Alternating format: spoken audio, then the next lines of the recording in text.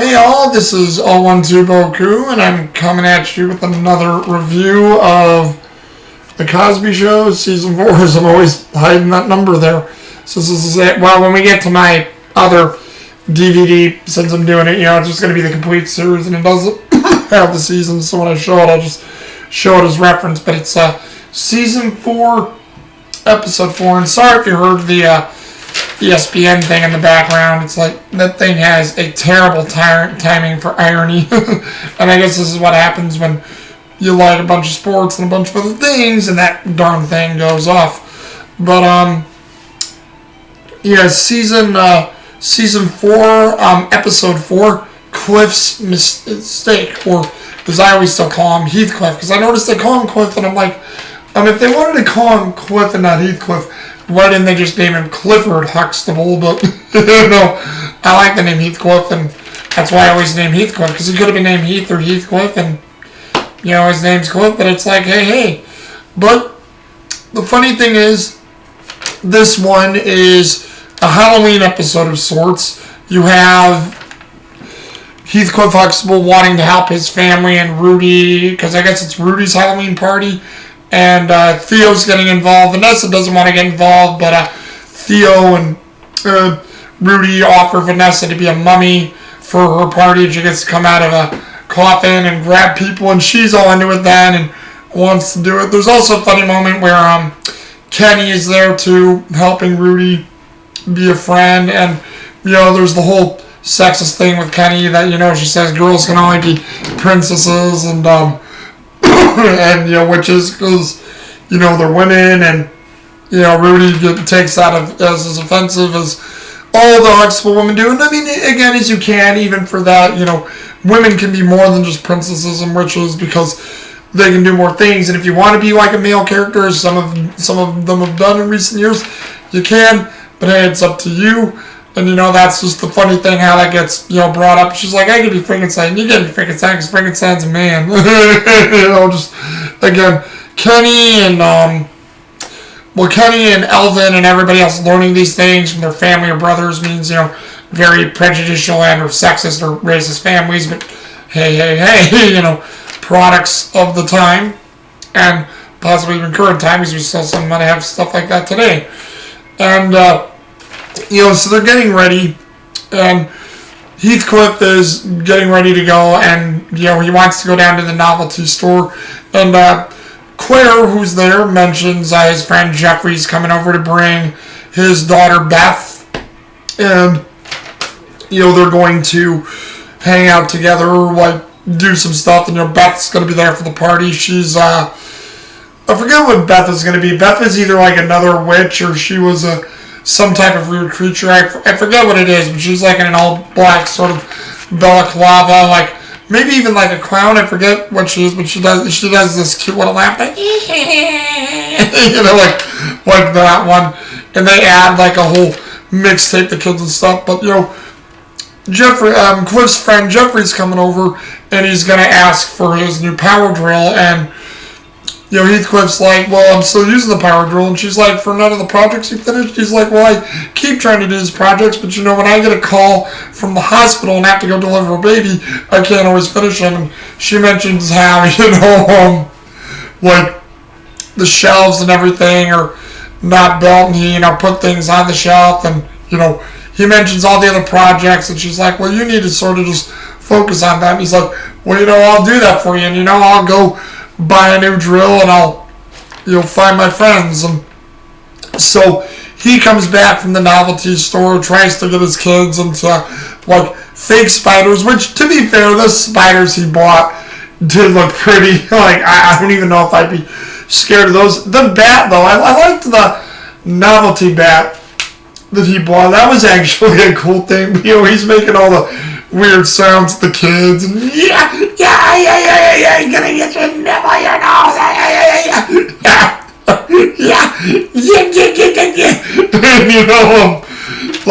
none of them are into it, but Jeffrey comes over with Beth. Beth goes to be with the friends. Jeffrey, I should say, is Jeffrey Engels, who's played by Wallace Shawn in this episode. comes over. He's happy to see Cliff. They're talking about Halloween. He wants his drill because he wants to start working on this house project himself. And him and Heathcliff try to go find the drill. Heathcliff can't find it anywhere. He checks under the sink. He checks in a place where it should be. He can't find it. And then, his neighbor and friend Jeffrey is also looking down as they're literally crawling into the underground sink cabinet where they were there. And, there's a part where Jeffrey goes, "Is that the drill?" He's like, "Is that it there? What's that?" Darkness. It just becomes this funny thing. And Heathcliff can't find the drill. Jeffrey's not making a big deal of it. He says he'll be back by 5 o'clock, to see it, because he's going to go to the hardware store, do what he needs to do. And throughout the whole thing, he asks the kids, his wife, himself, he tears the whole, house, literally apart, because, stuff's thrown everywhere. Theo finds some lost cleats. They have the Halloween thing made up downstairs. They use it to sort of get their dad Heathcliff, and Beth, who's there, says, "My dad really loves that drill. I think his grandpa gave it to him. He'll probably cry if you don't find the drill," and all these things. So it becomes one big giant guilt trip, this episode, for Heathcliff not finding the drill. He tries to find it. He asked his wife if she found it. She didn't find it, so he re-looked over every area 3 times. And, Claire's like, "Well, honey, just tell Jeffrey the truth. He's your friend. He won't be mad or anything. He'll understand." And then Jeffrey comes back, lets him in. He says he's got everything for the hardware store that he needs. And he, basically says, "Where's my drill?" And then Heathcliff tells him he can't find the drill. And then you have Jeffrey go, "Well, that's okay. It's only something my father gave me. It's only something that I've had in the family for a while. So that's all right, Cliff." And you can tell he's really sad about it and trying to hide his disappointment. Heathcliff tries to give him the drill he bought, and he's like, "Are you trying to say you're giving me a new drill for the drill I have? I know it's not a big deal and it's a drill, but I could remember when my father used that drill, it was like he was lighting up his old pipe all the time, and I could smell the pipe smoke." And he's like, "I don't understand how you could lose a drill. It's not like a peanut or like some sort of weird button. It's a drill with a long cord. It's big. It's got a handle. It's everything." I love it. It's not like a peanut. The way Wallace Shawn delivered that line was great. And, he's getting upset that Heathcliff lost this drill, and he lays it on thick that, "I thought I could trust you. If there's one person I could trust, it was Heathcliff Huxtable. But, it's like my father said, always watch people while they're doing it and using it with them. And then as soon as it's done, you take it back." And then he even says, you helped us deliver our kids. How could this happen? And he's like, "Don't try to lose my daughter. I guess I can't trust you with anything else either." So he leaves. Heathcliff goes back upstairs to tell Claire what happened. He lays it on thick with Claire, and Claire's like, "Well, you've had moments like that too, where people took you and, you got upset and threw a tantrum." And then Heathcliff's like, "Well, that was with the barbecue girl, and that was a nice barbecue girl." And she's like, "Oh, the one you were holding together with duct tape and foil?" And then she's like, "You threw the new barbecue thing he bought for you out in the street, and it didn't go far enough. It hit my car." And, he also says, "Claire, you're no different. You had a friend who, you gave your Tupperware to. It was only $4.17 Tupperware. And then when your friend couldn't find it and bring it back, she got your new Tupperware and you ran it over with your car." And Claire admits she did that, so she had a tantrum too. And then while they're talking, Heathcliff remembers where the drill is. He hid it in a Christmas light box so his children would never go look for it and find it. And he knows, if they see Christmas lights, they'll never touch it and be like that. And I got into that a bit too when I was older with Christmas stuff, you never wanted to put it up. And now that I'm older, as much as I know it is annoying to put up our holiday decorations, I do enjoy doing it. It is a good process. It is monotonous, but I do enjoy doing it. But yeah, having to put it up and take it down like every month or every couple months, depending on how long you leave it up. Yeah, monotonous. It gets old and it does wear you out. But hey, it has always been fun for me to do, as much as I'm admitting that to you now. But you know, he hid it in the box with the Christmas lights, finds it with the drill bits, and he's gonna take it back to his friend. And then as soon as he goes back, you have Peter come in, Peter Kahara come in, and he's here to see the haunted house. He just nods about seeing the haunted house. You know, Heathcliff goes almost out through the door, and then, you know, Claire lets Peter into the basement.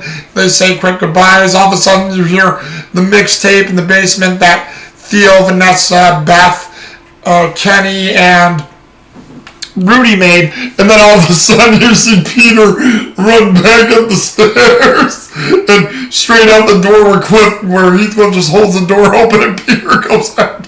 So classic stuff, and it's just so funny how that became a running gag in the show so far, with Peter just running out the door. He doesn't do it in every episode he's been in, but a lot of times he just runs out the door back to his house. And you know, you have Heathcliff go to his friend, Jeffrey. He returns the drill bits and the drill.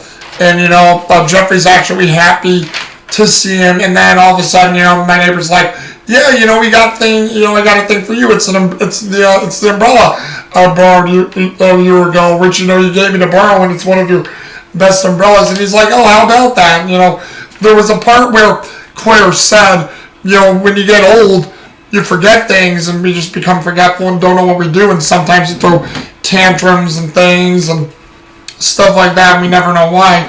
And Jeffrey's like, yeah, it's amazing we don't forget your own name. And Heathcliff's like, yeah, I know what you mean. Well, see you later, Clarence. Bye, Fred. That's where the episode ends, where they're making a joke about themselves. This episode, you know, really didn't have a whole lot as far as story progression or moving things forward. The Halloween gags were fun. Bill Cosby just laying that in was great. The whole thing of how we lose things and sometimes take it out on people and then we find it, or we have these mistakes and just go on these rants. I've done it. A lot of people have done it. I can admit the 7 times I've done it, and you feel foolish and you have egg on your face whenever you do. So I can relate to that completely, where we forget things, lose things, or we make mistakes, and sometimes we have a hard thing because it's a thing of pride with us. So, you know, you don't always want to admit it exactly, but, you know, it's enjoyable. Again, Bill Cosby, Dr. Heathcliff Huxtable was great in this episode. Felicia Rashad, Claire Huxtable was really good. I gotta give a little nod to Keisha Knight Pullman, Rudy Huxtable, and Dion Richmond, Kenny, and of course Peter Costa, Peter Chiara, for their interactions as the kids is always, you know, just great stuff. And then I have to give it to Wallace Shawn, Jeffrey Angles, who, being this friend of Heathcliff Huxtable, they had great interactions, great chemistry with each other. So it was really, you know, enjoyable. And overall, I did enjoy the episode. A lot of people were saying, when I saw online, they're shocked that the episode is low rated for most parts throughout media, including this current time. And it's like, well, again, Cosby Show's been largely forgotten about. And again, shows do have their things where they sort of slide and lose a little consistency. You know, I mean, season 4's been good, but if you had to ask me what the best episode of season 4 has been so far, the first episode is still one of their best episodes of the season. Not that the other ones have been bad, it's just the best one in my opinion. But that is the episode overall. What do you guys think? Just leave a comment down in the section below, and we'll get this discussion going until it's 012 Boku. And I'll see you guys again later. Oh, and also I forgot, if you like the little tidbit, if you heard I didn't mention them. I didn't mention them by name, but they weren't in here. Sandra and Alvin, so Sabrina LaBeouf and Jeffrey Owens have not been in 3 episodes, and I'm like shocked that we're 4 episodes into the fourth season, and they've only been in one episode at the start. So that's a interesting little tidbit. Figured I'd share that. Well, have a good one, guys.